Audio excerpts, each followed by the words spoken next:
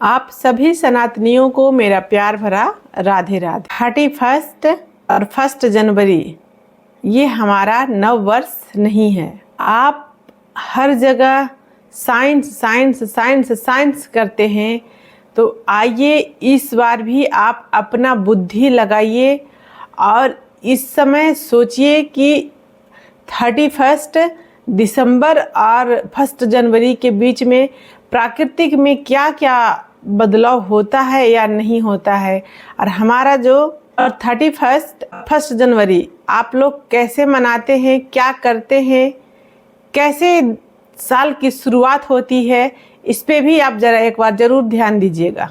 वो नव संवत्सर प्रारंभ होता है चैत्र मास के शुक्ल पक्ष के प्रथम नवरात्रि के दिन, और नवरात्रों में जब चैत्र मास लगता है तब बहुत कुछ बदलता है। क्या बदलता है?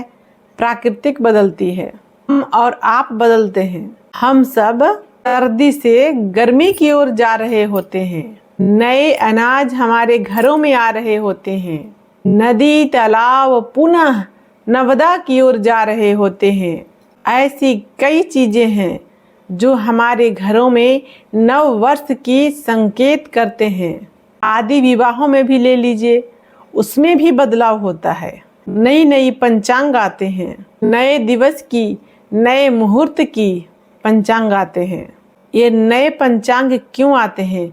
क्योंकि हमारा नव वर्ष इस चैत्र मास के शुक्ल पक्ष के नवरात्रि के पहले दिन ही प्रारंभ होते हैं। साथ में एक और निवेदन है, अगर आप हिंदू हैं और सिर्फ कहने का हिंदू हैं तो फिर आपको मेरी बात अच्छी नहीं लगेगी, लेकिन वाकई अगर आप सच्चे सनातनी हैं, सच्चे हिंदू हैं, तो फिर आप एक बात समझिए कि 31 दिसंबर की रात में, 31 दिसंबर की रात में हम लोग नशा करें, क्लबों में जाएं, डिस्को में जाएं, इधर उधर जाएं और नाचें, और हम फिर ये उम्मीद करें कि हमारा नववर्ष अच्छा होगा, हम इस नववर्ष में उन्नति की ओर जाएंगे, उन्नति करेंगे, तो फिर ये उचित नहीं है। तो ये नववर्ष हमारा अब से प्रारंभ हो रहा है और ये नववर्ष हमारा सबके लिए मंगलमय हो।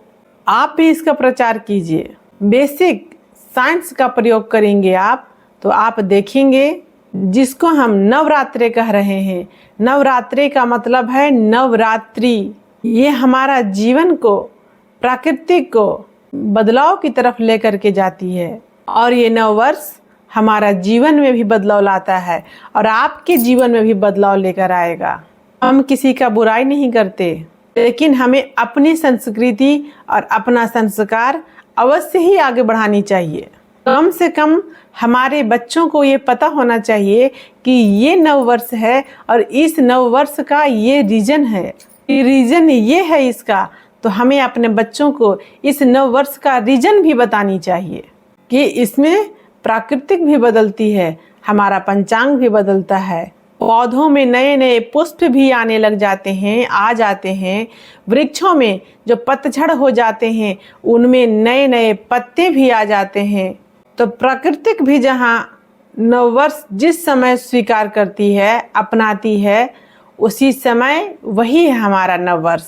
तो हिंदू नववर्ष की आप सबको बहुत बहुत शुभकामनाएं, बहुत बहुत बधाई। राधे राधे।